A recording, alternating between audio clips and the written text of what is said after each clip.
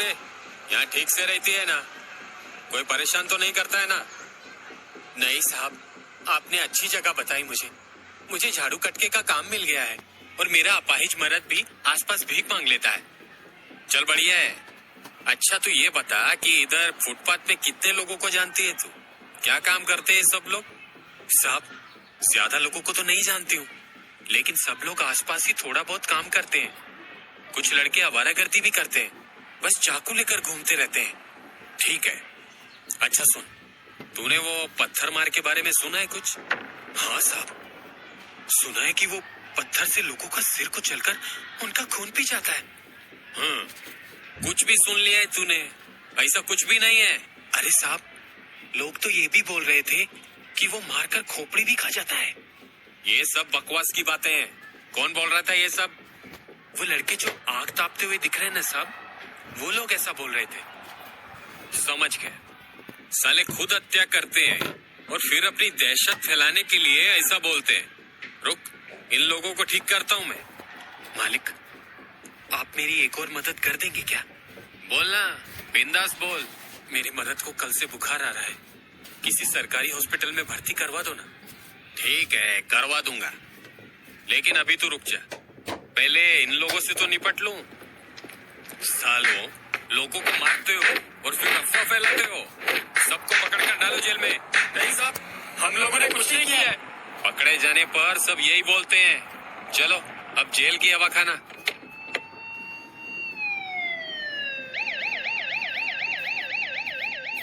इतना बोलकर इंस्पेक्टर संतोष ने 3-4 लड़कों को अपने साथ पकड़कर लॉकअप में डाल दिया और वे सीधा मालिश कराने सैलून चले गए। आज मैंने उन हत्यारों को पकड़ लिया रे। साले पिछले कुछ महीनों से कुछ ज्यादा ही धमा चौकड़ी कर रहे थे। अरे बहुत बढ़िया साहब, आज आपकी अच्छी हजामत कर देता हूँ। ठीक है। अरे तू अनपढ़ है ना? ये किताब कब से पढ़ने लग गया तू? और किताब भी कौन सी? कातिल कौन, बदला खून का? ये किताबें मैं नहीं पढ़ता हूँ साहब, लेकिन ये किताब दुकान में आने वाले लोगों के लिए है। जब तक उनकी बारी आती है तब तक वो किताब पढ़ लेते हैं। वाह, ये काम करने का दिमाग तेरा तो नहीं लगता है। हाँ साहब, ये दिमाग इस पप्पू का है। गूंगा बहरा है, लेकिन काम करने में तेज है। वही एक दिन ये किताबें उठाकर लाया और मुझे ये दिमाग दिया। अच्छा, ये गूंगा बहरा होकर इतना सब बता लेता है? हाँ, बहुत आसानी से। वो इशारों में सब कुछ बता देता है। चल बढ़िया है। ऐसे नौकर बम्बई में मिलते कहाँ हैं? वैसे इसे थोड़ा बचकर रहना। जिस हिसाब से हमें देखता है ना, उस हिसाब से कभी कभी गूंगा बहरा नहीं लगता है मुझे। ठीक है साहब, मैं ध्यान रखूंगा। ठीक है, चल मैं चलता हूँ। आखिरकार 4-5 हत्याओं के बाद वो साले पत्थर मार पकड़े गए हैं। कल बड़े साहब को बताकर वाह बटोर लूंगा। वैसे तेरी बेटी ठीक है ना अब? मत पूछो साहब, पहले उसने खुद का मुंह काला कराया और फिर कुछ दिनों के बाद जहर खाकर मर गई। बताओ, उसके लिए क्या कुछ नहीं किया? ये तो बहुत बुरा हुआ है। चल कुछ होगा तो बताना। तुम लोगों की सेवा करना ही तो मकसद है मेरा। अभी उस औरत के पति के लिए भी हॉस्पिटल देखना है। साला काफी दिनों से बीमार है। आप कहाँ ही मदद करोगे साहब? मेरी भी आपने बहुत मदद की है। चल बे, ज्यादा बकबक करेगा तो अंदर डाल दूंगा। अपने काम से काम रख। इंस्पेक्टर संतोष ने उसकी बात हमेशा की तरह सुन तो ली, लेकिन उन्हें कोई फर्क नहीं पड़ा। वे बस सुबह होने का इंतजार कर रहे थे ताकि वो इस केस को निपटाने का दावा कर सके। उसने लॉकअप में बंद उन लड़कों को खूब मारा। एक लड़के को मारते मारते तो अधमरा ही कर दिया, लेकिन फिर भी उनमें से किसी ने भी जुर्म कबूल नहीं किया। हाँ सावंत बोल, इतनी सुबह क्या परेशान किया रे? सर, एक और हत्या हो गई है। क्या? किसकी? सर कल जिस औरत से आप बात कर रहे थे ना, उसके पति की हत्या हो गई है।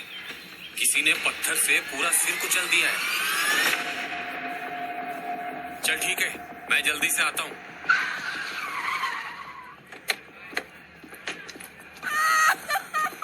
तो इतना मत रो, बीमारी तो था, आज नहीं तो कल जाना ही था उसे।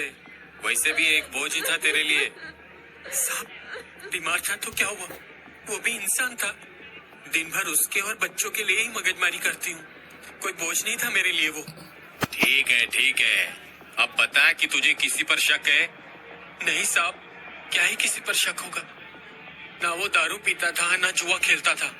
कल रात को हल्की बूंदाबांदी हुई तो पास वाली टपरी के नीचे सो गए थे। मतलब वो तुम लोगों से दूर सोया था? हाँ साहब, लेकिन ज्यादा दूर नहीं था। बस सड़क की दूसरी ओर वाले फुटपाथ पे लगी टपरी में ही सोए थे। रात में कोई आवाज नहीं आई क्या? या कोई दिखाई दिया तुम लोगों को? नहीं साहब, इतना अंधेरा है आसपास, सड़कों में लाइट भी नहीं है। ऐसे में ऐसे कोई दिखाई देगा? ठीक है, लाश को पोस्टमार्टम के लिए लेके जा रहे हैं। अगर कुछ होगा तो बताता हूँ मैं। इस घटना के बाद इंस्पेक्टर संतोष सख्ते में थे। रात को जहां कुछ लड़कों को पकड़कर उन्हें लग रहा था कि उन्होंने केस सॉल्व कर लिया है, तो वहीं सुबह उसी इलाके से फिर से लाश का मिलना उनके गाल में तमाचा मारने जैसा था। उसे थोड़ी देर बाद ही उसके सीनियर का फोन आया। क्या चल रहा है संतोष? सर, हम अभी भी इन्वेस्टिगेट ही कर रहे हैं, लेकिन अभी तक कोई खास सुराग नहीं मिला है। अच्छा, अभी तक 6 लोगों की हत्या हुई है। उनमें से किसी की पहचान हो पाई है क्या? नहीं सर, सबके सब ऐसे लोग हैं जो बंबई के नहीं थे, और ज्यादातर लोग कमाने खाने के लिए यहाँ आए हैं। ऐसे में हमारे पास ऐसा कोई भी तरीका नहीं है जिससे हम उन लोगों की पहचान कर सकें। ठीक है, अभी तक जो हुआ वो हुआ। आगे से ऐसी कोई भी घटना नहीं होनी चाहिए। हाँ सर, हम रात में अपनी गश्त बढ़ा रहे हैं और साथ ही हम इन इलाकों में होने वाली हर घटना से इसे जोड़कर देखेंगे। हाँ, शायद किसी के साथ कुछ बुरा हुआ हो और वो बदला लेने के मकसद से ये सब कर रहा हो। हाँ सर, मैं दूसरे थानों से भी कांटेक्ट कर रहा हूँ। साथ ही साथ हम पुराने हिस्ट्री शीटर की लिस्ट भी निकलवा रहे हैं। Very good. मुझे वो कातिल चाहिए, जिंदा या मुर्दा। ठीक है सर। इंस्पेक्टर संतोष ने अपने सीनियर को जी सर तो बोल दिया था, लेकिन उसे खुद ही ये मालूम नहीं था कि उसे आगे क्या करना है। सबसे पहले उसने एक हाई लेवल मीटिंग बुलाई, जिसमें सभी हिस्ट्री शीटर अपराधियों का जिक्र किया गया। इस लिस्ट में जितने भी अपराधी हैं, उनमें से कितने लोग अभी भी अपराध की दुनिया में हैं? सर, कुछ लोग मर चुके हैं तो कुछ लोग अपराध की दुनिया को छोड़ चुके हैं। कुछ लोग बंबई छोड़कर भाग गए हैं। बाकी के जो भी लोग होंगे, हम उन लोगों को एक बार उठाकर पूछताछ कर सकते हैं। वो तो ठीक है, लेकिन क्या इससे पहले किसी अपराधी ने हत्या करने के लिए इस तरह से पत्थर का उपयोग किया था? नहीं सर, इससे पहले रमन राघव धारदार हथियार से हमला करता था, लेकिन पत्थर से हत्या करने का ऐसा पहला मामला है। हाँ, अच्छा याद दिलाया। क्या ऐसा हो सकता है कि ये कातिल भी रमन राघव की तरह मानसिक रोगी हो सकता है सर, क्योंकि ये भी रमन राघव की तरह ही रात को ही लोगों को मारता है। ये भी गरीब लोगों को मारता है। हाँ, ये पैटर्न तो बिल्कुल एक जैसा ही है, लेकिन उसकी गिरफ्तारी भी शक के आधार पर हुई थी। लेकिन कातिल कब हत्या करके फरार हो जा रहा है, ये किसी को पता ही नहीं चल रहा है। यही तो दिक्कत है सर। रमन राघव की क्रिमिनल हिस्ट्री भी थी, और यहाँ पर वो कातिल किस मकसद से हमला कर रहा है वही पता नहीं चल रहा है। हो सकता है वो कातिल कोई साधारण आदमी रहा हो, लेकिन उसके साथ कोई घटना होने के बाद वो खुद ही सबका खात्मा करना चाहता हो सकता है वो रमन राघव को भगवान मानता हो, या ये भी हो सकता है कि वो कोई किताब पढ़कर वहां से ऐसा करना सीख गया हो। तुम्हारी बात सही है। इस इलाके में साधारण कपड़ों में लोगों से पूछताछ करो कि पिछले 1 साल में किसी के साथ कुछ गलत हुआ है क्या। बाकी मेरा शक भी एक आदमी पर है। जैसे ही हमें कुछ पुख्ता सबूत मिलेगा, हम सर को बता देंगे। इंस्पेक्टर संतोष को अब सैलून वाले नाई पर शक होने लगा था। साथ ही साथ उसकी दुकान में हत्याओं से संबंधित किताबों का होना शक की सुई उसकी तरफ ही घुमा रहा था। इंस्पेक्टर संतोष उससे मिलने से पहले सायन से चर्च गेट इलाके की फुटपाथ का दौरा कर रहे थे। तभी उनको वो औरत दिखी जिसके पति की हत्या हुई थी। क्यों रे, सब क्रियाक्रम ठीक से हो गया ना तेरे पति का? अब गरीब लोग क्या ही क्रियाक्रम करेंगे साहब। पोस्टमार्टम के बाद बिना पैसों की लाश नहीं दे रहा था। किसी तरह लाश लिया तो उसे जलाने के लिए ज्यादा लकड़ियां नहीं मिली। पूरा जल भी नहीं पाया था बेचारा। अच्छा, ये ले 50 रुपए। इससे थोड़े दिन तेरा खर्चा निकल जाएगा। धन्यवाद साहब, लेकिन इतनी मेहरबानी क्यों?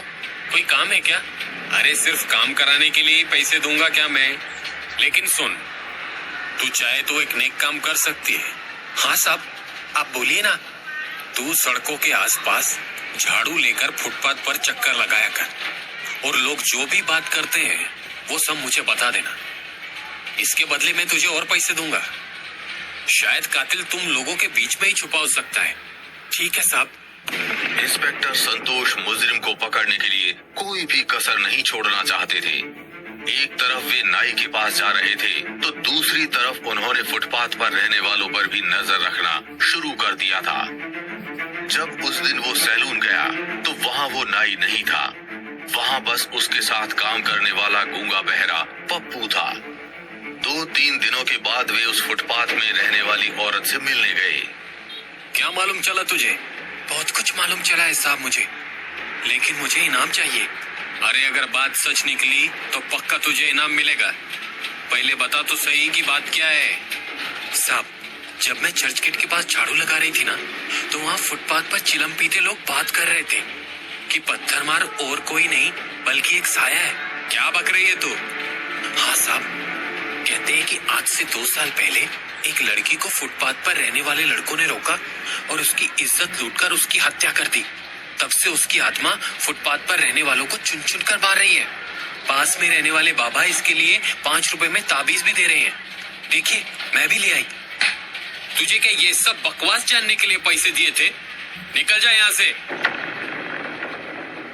इंस्पेक्टर संतोष ने झापड़ मारकर उसे तो चुप करा दिया था, लेकिन फुटपाथ पर रहने वालों के बीच में ये बात फैल गई थी कि ये हत्यारा कोई इंसान नहीं होकर एक साया है, इसलिए कोई भी उसे देख नहीं सकता।